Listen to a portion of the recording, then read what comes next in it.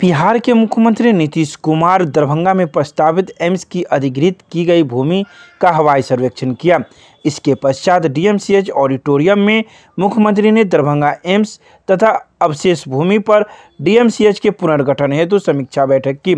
समीक्षा बैठक में स्वास्थ्य विभाग के अपर सचिव कौशल किशोर ने प्रस्तुतिकरण के माध्यम से दरभंगा एम्स की प्रस्तावित जमीन के हवाई सर्वेक्षण की वीडियो की फुटेज, नजरी नक्शा, 4 lane connectivity, site plan, power sub station, मिट्टी भराई का कार्य, जलापूर्ति आदि के संबंध में विस्तृत जानकारी दी।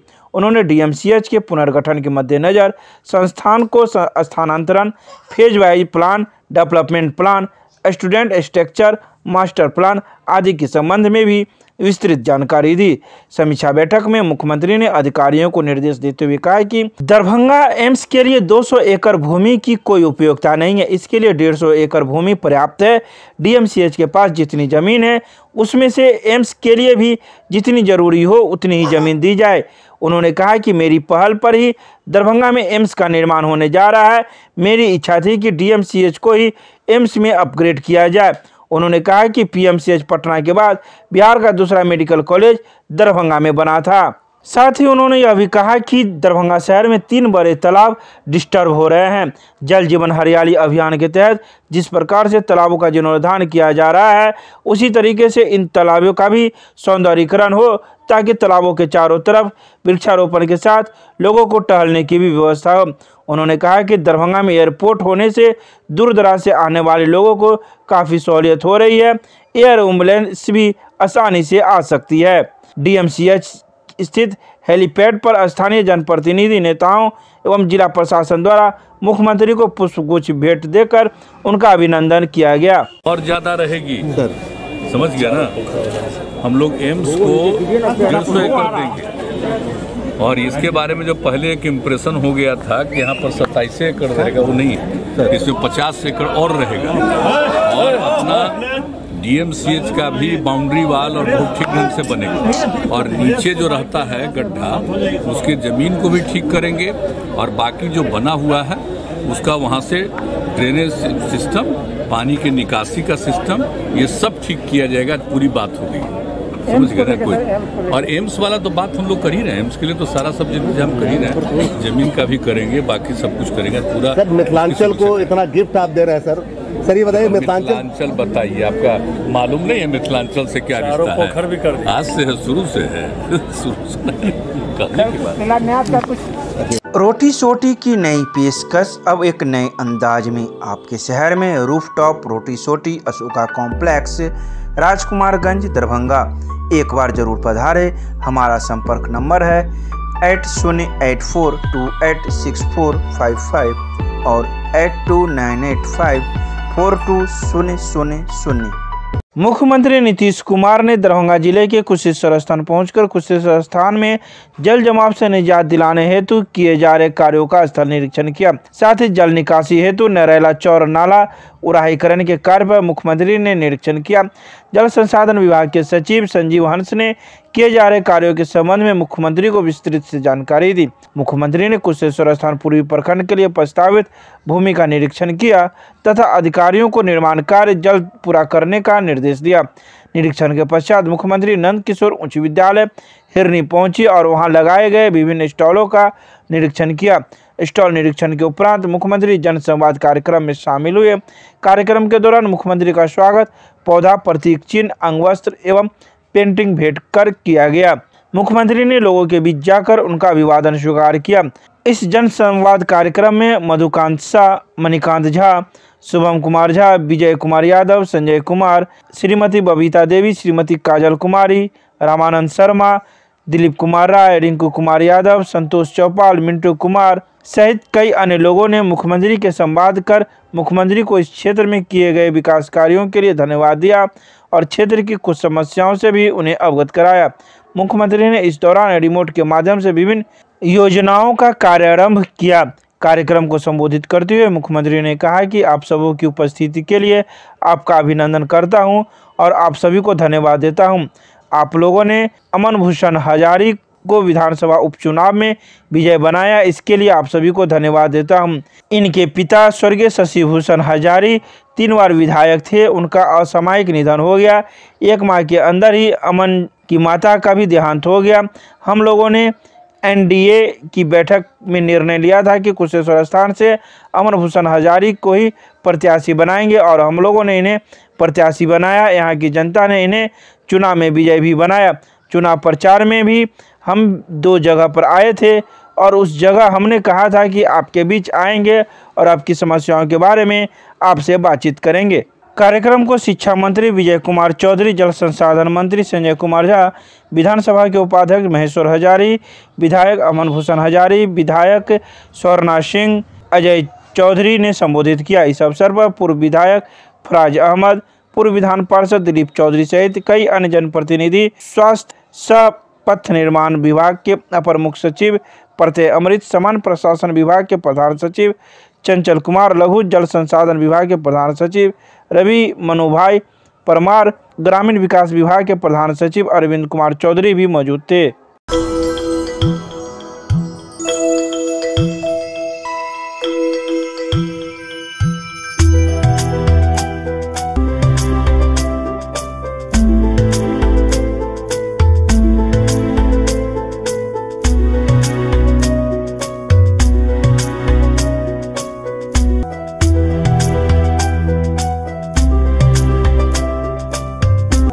गुस्ताखे रसूल के खिलाफ 18 दिसंबर को किला घाट से निकलेगा विशाल विरोध जुलूस।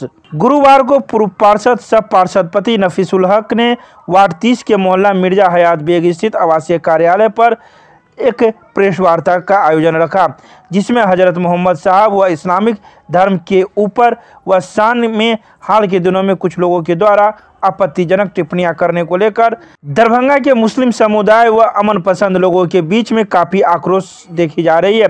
जानकारी देते हुए मौलाना मुफ्ती फैजानुर रहमान सुबहानी ने बताया कि हुजूर की शान में गुस्ताखी करने वालों के विरुद्ध तहफ़्फ़ुज़ ए शरीयत कमेटी के द्वारा विशाल विरोध जुलूस आगामी 18 दिसंबर शनिवार को सुबह 11 बजे स्थानीय किलाघाट मदरसा से निकाली जाएगी।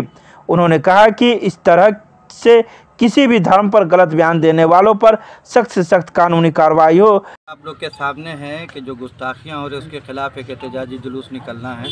तहफ़्फ़ुज़ ए शरीयत कमेटी इसने पहले भी एक 3 तलाक के मामले पर बहुत बड़ा जुलूस दरभंगा में निकाला था और मैं ज़्यादा कुछ नहीं, सिर्फ इतना कहूँगा, जो जुलूस जिस दिन 18 तारीख को निकलना है, तहफ़्फ़ुज़ ए शरीयत की टीम जो है गांव-गांव जाकर लोगों को इसके खिलाफ निकलने वाले जुलूस के में आने की दावत दी है और इंशाअल्लाह बहुत सारे लोग रहेंगे। सिर्फ आपके माध्यम से मैं उन तमाम लोगों को जो जुलूस में शामिल होना चाहते हैं, मैं कहना चाहता हूं कि आप लोग ये जान कर जुलूस में आएँ कि ये मौन जुलूस है। हमें एहतजाज करना है तो किसी धर्म के ख़िलाफ़ कोई नारा नहीं लगना चाहिए, क्योंकि हमारी लड़ाई किसी धर्म के लिए नहीं है।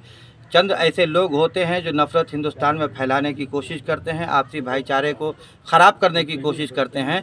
तो ऐसे लोगों के ख़िलाफ़ हम एहतजाज कर रहे हैं, न कि किसी धर्म के ख़िलाफ़। और मुझे यकीन है कि इस जुलूस में सिर्फ मुसलमान ही नहीं बल्कि कई धर्मों के लोग शामिल होंगे, क्योंकि कई लोगों ने वादा किया है, क्योंकि किसी भी धर्म के ख़िलाफ़ कोई रहनुमा हो, कोई पैगंबर हो या कोई भगवान हो, अगर कोई इस तरह का टिप्पणी करता है तो उस पर कार्रवाई होनी चाहिए। अगर ये कानून है हिंदुस्तान के अंदर तो फिर सरकार को चाहिए कि उस पर जल्द से जल्द कार्रवाई करे, उसे गिरफ़्तार करे और उसे फांसी की सज़ा सुनाई जाए, ताकि वो फिर आइंदा कोई ऐसे लोग पैदा नहीं हो जो किसी धर्म के ख़िलाफ़ इस तरह की टिप्पणी करे गलत। देखिए, जुलूस किला घाट चौक से सुबह निकलेगी और ये विभिन्न मार्ग होते हुए लहरिया सराय पोलो मैदान धरना स्थल पहुँचेगी। वहाँ उलमा इकराम हमारे कुछ जुलूस में आए लोगों को संबोधित करेंगे, फिर हम लोग मेमोरेंडम वहाँ जिला प्रशासन को देंगे।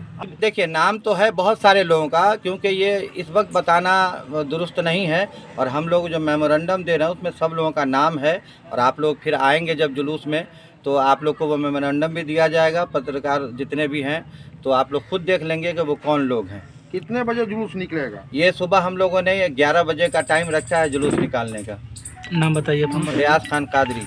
एक मौन जुलूस विरोध जुलूस निकलना है। हज़रत मोहम्मद सल्लल्लाहु अलैहि वसल्लम के आपत्तिजनक जो टिप्पणी लगातार होती जा रही है, इसी के खिलाफ एक विरोध जुलूस निकलना है जो किला घाट से धरना स्थल तक जाएगी और मौन जुलूस होगा। इसमें सबसे बड़ा उद्देश्य है कि किसी भी धर्म पर आपत्तिजनक टिप्पणी जो करता है उसके खिलाफ हम लोग खड़े हैं और आज हम लोगों के साथ हुआ है और आगे भी अगर किसी भी धर्म के खिलाफ आपत्तिजनक बात होगी तो उसके खिलाफ हम लोग की सारे जो अमन पसंद लोग हैं शहर के खड़े होंगे। इसलिए हम लोग आप लोगों के माध्यम से दरभंगा शहर के जो भी अमन पसंद लोग हैं, ख़ास तौर से देश की एकता अखंडता में विश्वास रखते सारे लोग इस जुलूस का हिस्सा बने, ताकि किसी भी धर्म के खिलाफ आपत्तिजनक बात अगर कोई करता है तो उसके खिलाफ सबको रोड पर आना चाहिए। Winnie cakes and more, Kathalwadi, Darbhanga आपके शहर में देता है 100% eggless cake, patties, cookies, pizza, burger के साथ इवेंट ऑर्डर और 3 किलोमीटर तक की फ्री होम डिलीवरी। एक बार जरूर संपर्क करें। हमारा मोबाइल नंबर है 8340415550। दरभंगा में बिहार के मुख्यमंत्री नीतीश कुमार के आगमन को लेकर कई चौक चौराहों पर दिखी पुलिस की मुस्तैदी। गुरुवार को बिहार के मुख्यमंत्री नीतीश कुमार दरभंगा में बनने वाले एम्स को लेकर औचक निरीक्षण स्थल का करने वाले हैं, जिसको लेकर कई चौक चौराहों पर पुलिस की मुस्तैदी देखी गई। खासकर आयकर चौक पर भी बड़ी संख्या में पुलिस की मुस्तैदी देखी गई, जो यातायात को क्लियर कराने में लगे हुए थे।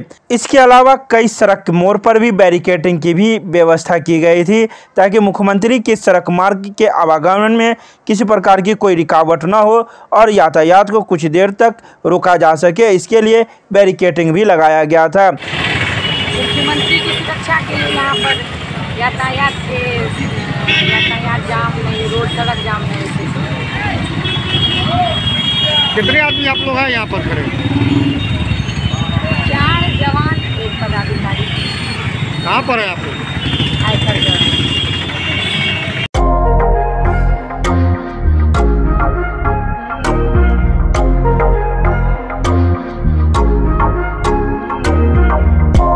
दरभंगा के विद्यापति चौक से भारतीय राष्ट्रीय छात्र संगठन के द्वारा निकाला गया छात्र अधिकार रैली।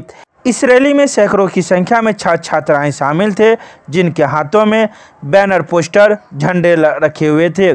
छात्रों का एक ही नारा था, शिक्षा के भ्रष्टाचार में लिप्त सभी दोषियों को सजा दी जाए।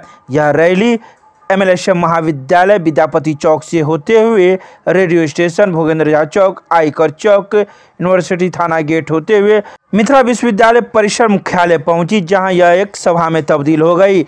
प्रदेश से आए प्रदेश अध्यक्ष सहित कई कार्यकर्ताओं ने इस जनसभा को संबोधित किया और अपने अपनी बातों को रखा। पूरे बिहार में शिक्षा बचाओ देश बचाओ कार्यक्रम के तहत आज हम लोग दरभंगा विश्वविद्यालय में भी आए। इसमें प्रमुख मांग है कि आप सभी को पता है कि आज के डेट में बिहार के सभी विश्वविद्यालय के कुलपति के पास लाखों रुपया बरामद हो रहा है, करोड़ों रुपया बरामद हो रहा है। ये तय करता है कि यहाँ चपरासी की बहाली से लेकर के कुलपति की बहाली तक में भ्रष्टाचार हो रहा है। आखिर ये लाखों रुपया बरामद कहाँ से हो रहा है?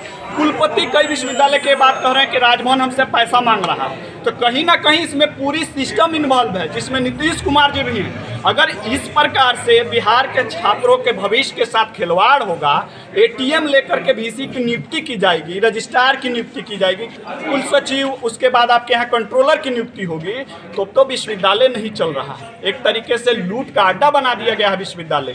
आपके यहाँ सभी को पता है कि यहाँ रिजल्ट में 8-8 महीना लेट हो जा रहा है, 4-4 महीना लेट है। एक हॉस्टल सही से काम नहीं कर रहा है, किसी कॉलेज में प्रयोगशाला नहीं है। फिर ये विश्वविद्यालय क्यों बना?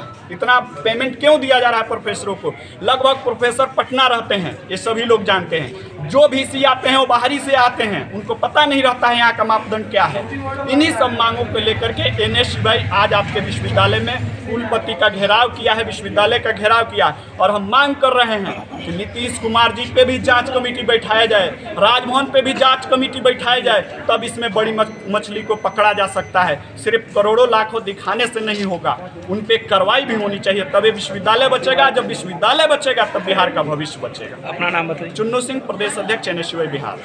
जो है NSY बिहार की तरफ से शिक्षा बचाओ देश बचाओ का छात्र पंचायत जो इस तरह की गाड़ी एक निकली, आप देख सकते हैं गाड़ी हमारे साथ चल रही है, जो प्रदेश अध्यक्ष चुन्नू सिंह जी लेके चल रहा है। जो हालात देश बिहार में बन चुकी है शिक्षा को लेकर, ये कहीं छुपी नहीं है। कई मामले ऐसे खुलकर, इससे पहले भी ललित नारायण मिथिला यूनिवर्सिटी कई अपने कारनामे को लेकर सुर्खियों में रहा है। इससे पहले भी कई मामले ऐसे आए हैं जिसमें कई छात्रों का परीक्षा फल लंबित रहा है, कई छात्रों को जो है उसकी सुविधाएं नहीं मिल पा रही है। जिस तरह से यूनिवर्सिटी में जिस तरह से व्यापक रूप से भ्रष्टाचार चल रहा है, उसके खिलाफ में NHUI आज यहाँ पर अपना आंदोलन कर रही है और अपनी पदयात्रा निकाली है। क्योंकि हम लोग का हमेशा मांग रहा है कि छात्र अगर यहाँ जब आपको पैसा सही टाइम पर भरते हैं, सब कुछ देते हैं, और आप जबकि उसकी नामांकन शुल्क तक आपने बढ़ा दिया, सब कुछ आप बढ़ रहा है, लेकिन सुविधा के नाम पर आप जीरो दे रहे हैं छात्रों को। तो ये सब मामले को लेकर कई ऐसे मामले हैं जो कि हमेशा संज्ञान में आया कि छात्रों का लेकर अभी जैसे कुलपति के घर से पैसे की निकासी होती है, पैसे बरामद होते हैं, ये कहीं ना कहीं अंदाजा जा रहा है कि आज जो शिक्षा का स्तर है वो पूरी तरह से गिर चुका है। तो मेरा आप लोगों के माध्यम से यही मांग है कि बिहार के जो मुख्यमंत्री नीतीश कुमार पर,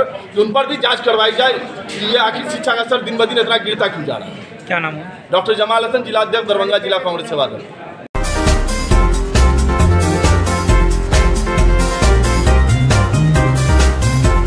एम्स आंदोलन कर रहे MSU सेनानियों को पुलिस ने किया गिरफ्तार। मिथिला स्टूडेंट यूनियन को गुरुवार को 14 सेनानियों को पुलिस ने MSU ऑफिस से गिरफ्तार कर लिया। एक दिन पूर्व MSU ने घोषणा किया था कि मुख्यमंत्री नीतीश कुमार को एम्स शिलान्यास का पत्थर व संग्रहित ईंट सौंपा जाएगा, जिसकी तैयारी MSU ने शुरू कर दिया था और सोशल मीडिया से लेकर प्रिंट मीडिया एवं इलेक्ट्रॉनिक मीडिया तक खबर पहुंचा दिया गया था। आंदोलन की तैयारी कर रहे MSU सेनानियों को पुलिस ने असंवैधानिक रूप से गिरफ्तार कर लिया, जिसकी सूचना किसी को भी नहीं दी गई। सभी को गिरफ्तार कर MSU के आंदोलन को समाप्त करने की कोशिश की गई। लोकतांत्रिक देश में अपनी आवाज़ को उठाने का अधिकार हमें मिलता है, लेकिन हमारे साथियों को जिस तरीके से गिरफ्तार किया गया है, इससे साफ प्रतीत होता है कि लोकतंत्र का यहाँ नेता और प्रशासन कोई महत्व नहीं दे रहे हैं। अपने जायज मांग के लिए भी छात्रों को गिरफ्तार कर लिया जाता है, जिसकी सूचना किसी को नहीं दी जाती है।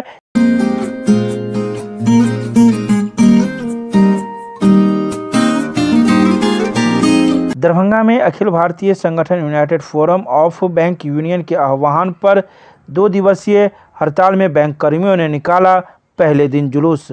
सबसे पहले बैंक कर्मी दरभंगा टावर पर एकत्रित हुए। वहां से सरकारी बैंक के निजीकरण के साजिश और बैंकिंग अधिनियम में सुधार का संसद में बिल पेशी के विरोध में नारा लगाते हुए एक बहुत ही आकर्षक जुलूस मिर्जापुर चौक होते हुए ICICI बैंक तक प्रदर्शन और एक आम सभा का आयोजन इसी ICICI बैंक के स्थल पर किया गया। इस सभा की अध्यक्षता आनंद मोहन ठाकुर ने की।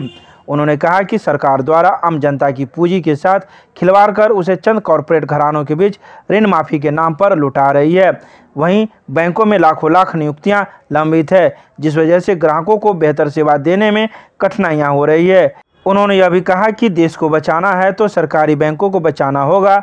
निजीकरण का मतलब जनता की जमा पूंजी निजी हाथों में चले जाना है। निजीकरण का सीधी मतलब होता है निजी के हाथ में बैंकों का प्रॉफिट जाना। सरकारीकरण का मतलब होता है सरकार के पैसे का सरकार के कामों में उपयोग होना।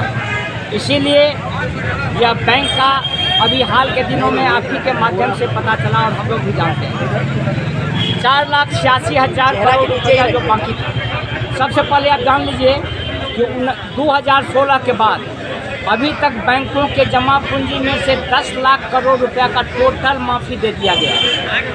यह 10 लाख करोड़ रुपया किसका है? यह हमारे बैंक एम्प्लॉई का जमा नहीं है, यह 10 लाख करोड़ आम पब्लिक का जमा है।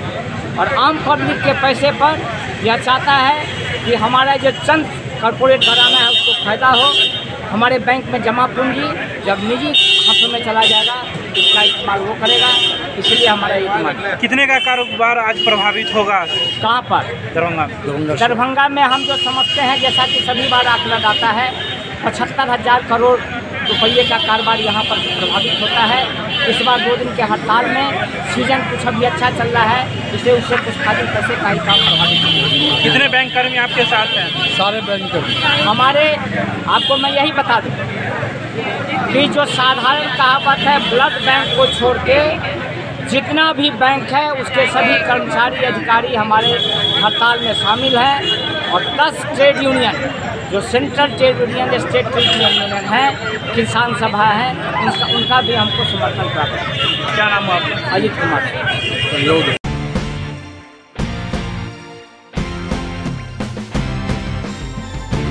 मधुबनी लिटरेचर फेस्टिवल में सीएम साइंस कॉलेज के प्रतिभागियों का रहा जलवा।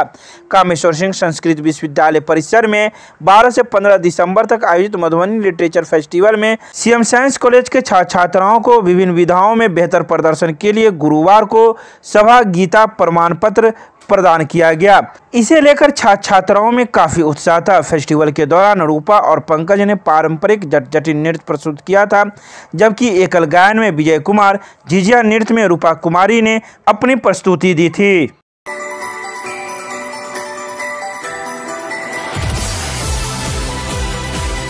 मिथिला विश्वविद्यालय के कुलपति कार्यालय में कुलपति की अध्यक्षता में पद सृजन, अंतर्लीनीकरण तथा संपुष्टि समिति की बैठक आहूत की गई। इस बैठक में प्रति कुलपति प्रोफेसर डॉली सिन्हा, कुल सचिव डॉक्टर मुश्ताक अहमद, स्नातकोत्तर विभाग के विभागाध्यक्ष डॉक्टर HC झा, विधानसभा के पूर्व सदस्य लक्ष्मेश्वर राय, GD कॉलेज बेगूसराय के प्रधानाचार्य एवं कुलानुशासक ने भाग लिया। बैठक में BPSC के माध्यम से हुई 72 नियुक्त नए शिक्षकों की सेवा संपुष्टि की गई। इसके अलावा 3 दिसंबर 2020 को 159 तथा 22 दिसंबर 2020 को 7 शिक्षकों की सेवा संपुष्टि की गई थी। मिथिला विश्वविद्यालय को BPSC के माध्यम से 395 शिक्षकों की नियुक्ति की गई है, जिसमें से कुल 359 शिक्षकों ने अपना योगदान विश्वविद्यालय को दिया। वर्तमान में 350 शिक्षक इस विश्वविद्यालय में BPSC के माध्यम से चयन होने के उपरांत कार्यरत हैं।